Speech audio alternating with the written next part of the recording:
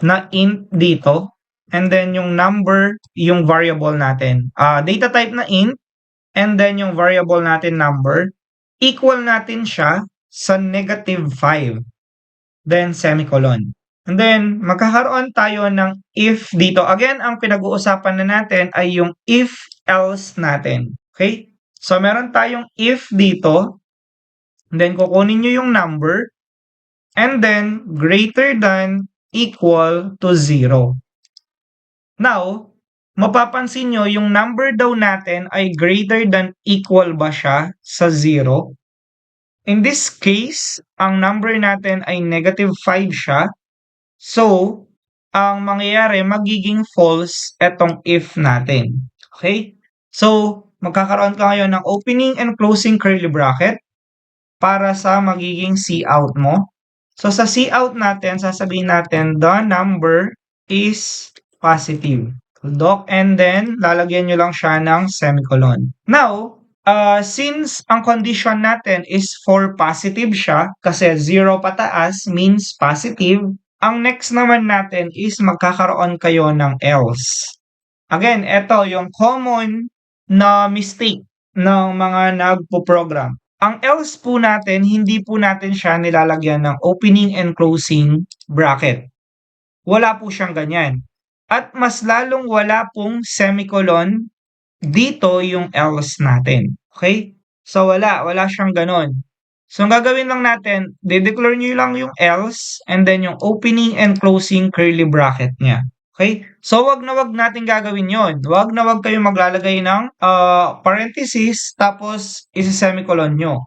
Bawal yon. Or lalagyan nyo ng semicolon yung else natin. Again, bawal po yun.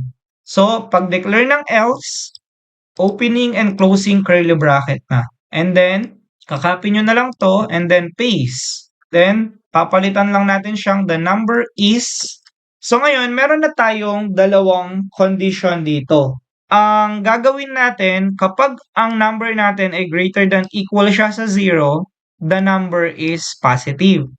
Kapag naman, ang nangyari yung number natin is less than siya sa 0, ibig sabihin negative na yon. The number is negative. Okay? So, dito na pupunta yung condition natin nun. Okay? So, kapag nirun natin siya, yan. So, mapapansin nyo, yung number natin ay negative na siya. And, kapag nilagay natin or inalis natin yung negative natin, so papasok na siya sa greater than equal to 0. Okay? So kapag rinan natin siya, yan. So the number is positive. So meron ka ng dalawang choice ngayon. Ang first choice mo is eto siya. So imimit lang natin yung condition na nilagay natin na greater than equal. Okay? Kapag naman nag-less than siya to 0, dito na tayo pupunta kasi less than ng 0 will be negative. So kahit anong number ang ilagay natin dito, like 10, then run natin siya, ang magiging output mo pa rin ay positive.